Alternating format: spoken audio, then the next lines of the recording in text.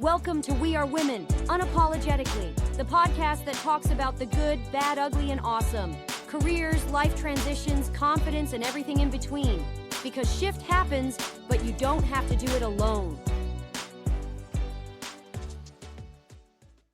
There are moments in life that the truth just smacks you in the face. You know it, you feel it. It's the job that drains your soul, the friendship that leaves you heavy, the relationship that doesn't fit anymore. And once you see it, you can't unsee it. But here's the thing. Most of us try. We bury it. We tell ourselves it's fine. We stay busy. We stay distracted. And ultimately, we stay stuck. I've been thinking about this a lot lately, this dance that we do with our own awareness and how we will do absolutely anything to avoid admitting what deep down we already know. We create elaborate stories, we make endless excuses, we will even convince ourselves that ignoring the truth is more noble than facing it. But here's the deal. Pretending you don't see the truth, that's not survival, that is self-betrayal. And every single day you ignore it, you are trading tomorrow's possibilities for today's comfort. You are trading your future for fear. Welcome to We Are Women Unapologetically. I am your host, Jessica Cumming. Today, I want to talk about the moments that you can't unknow. But more importantly, what happens when you finally decide to honor them? Today, I have two short stories to share with you. One is about my last role and one is about a friendship. In my last role, it looks solid on paper, but I remember sitting in meetings at 7 a.m. People are talking in technical jargon and my eyes just want to glaze over. I remember I got to the point where I knew I never wanted that job. I was drowning and I was so unhappy. I had this hollowness in my chest, like I was watching someone else's life through a window. And here's what I realized is that success without alignment isn't success. It is a slow death. Maybe you know that feeling. Sitting in meetings that don't light you up, saying yes to work you don't care about, delivering, performing, but deep down you know, this isn't me anymore. I also want to talk to you about a friendship. And I was once friends with a girl that I had met through mutual friends. At first, it was fine. We hung out, we laughed, but over time, there was a pattern that emerged with her. Every single time she was around, there was drama. Chaos seriously followed her around like a lost puppy dog.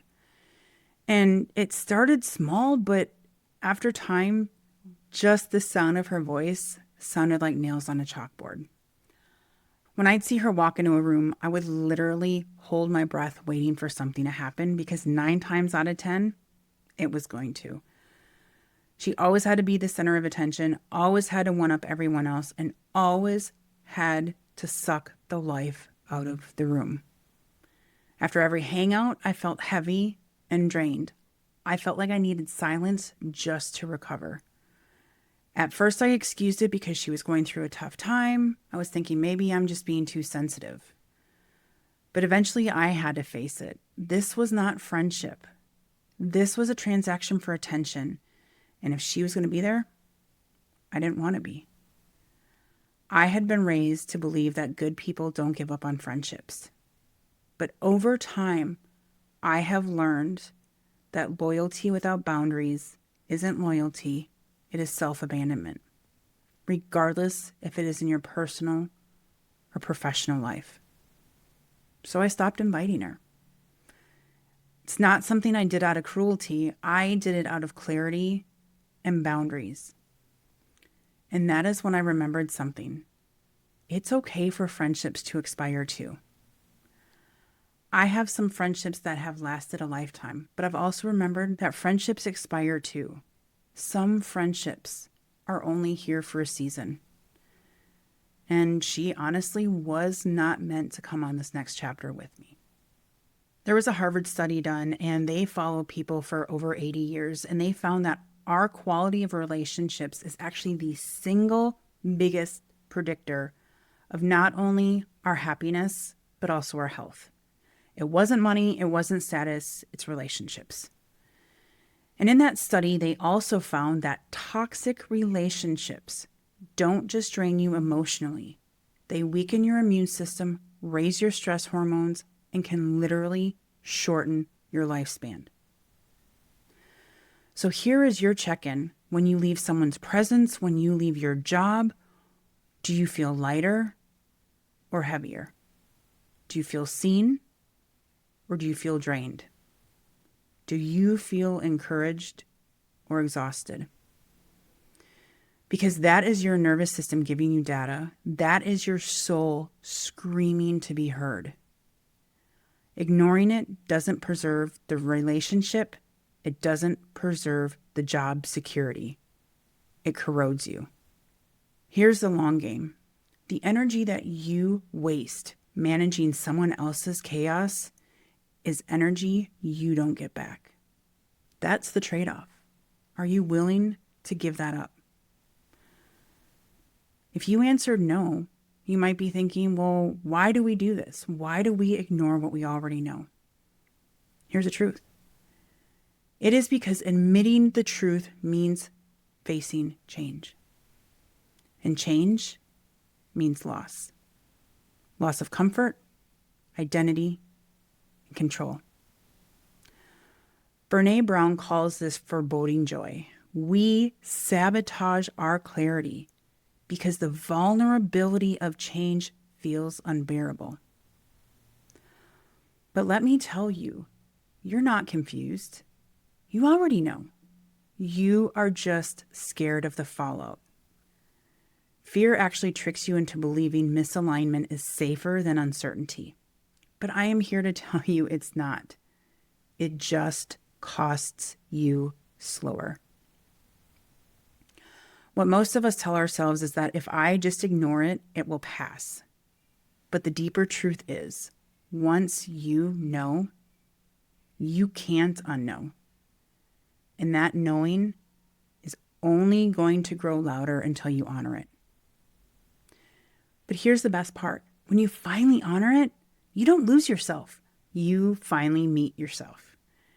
But every year that you spend pretending, that is another year you teach yourself your inner voice can't be trusted and your future isn't worth protecting.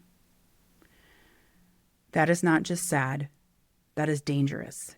Because the longer you wait, the more resilience it will take to make the change you already know you need. The cycle usually goes like this. You have awareness, you feel the truth. Then there's fear. You panic about the consequences. Then there's avoidance. You just bury it down, think it'll go away. And then you repeat until you're finally burned out. But there's another stage that people don't talk about, and that is resentment. Resenting yourself for not acting sooner. That is the real toxin. Resentment makes you bitter about the opportunities you didn't take, the boundaries you didn't set, and the truths you did not honor. And to be honest, there's only one way out. That is to honor the awareness before it hardens into regret. Here's what I need you to understand is that truth isn't a punishment. It's an invitation.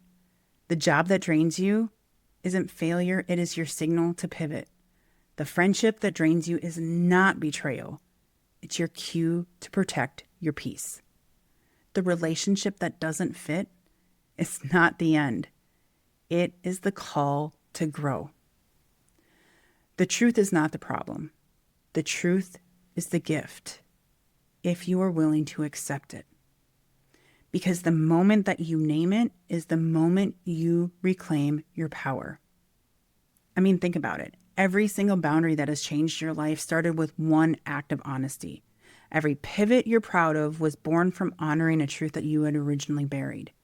So instead of asking, what happens if I admit the truth, start asking, what happens if I don't? Because the answer is simple. Years wasted. Here's your reset action for this week. Set aside 10 minutes. No phone, no distractions, maybe even 5 minutes, whatever you have. Write down the answer to this question. What is the truth I am pretending to not know? Then I want you to write down, what would honoring this truth cost me? And then, what would ignoring this truth cost me in 5 years from now? Here's the reality. The cost of honoring truth is temporary. The cost of ignoring it, that's permanent. If you want to go deeper into these questions, download the Clarity in 10 Reset in the show notes. And if you want more guided experience, reach out to me about the Courage to Pause. It's a 30-day reset we practice together. Here's what I want to leave you with today. The truth that you are avoiding is not your enemy. It is your compass. It's pointing you towards the life that is yours, not the one that you have built for someone else's approval. Every single decision you make from truth builds a foundation that you can actually stand on. Every boundary you set from honesty, it strengthens your future. The woman you are becoming, she doesn't fear the truth. She welcomes it because she knows deep down it's the fastest path to freedom. You already know. You have always known.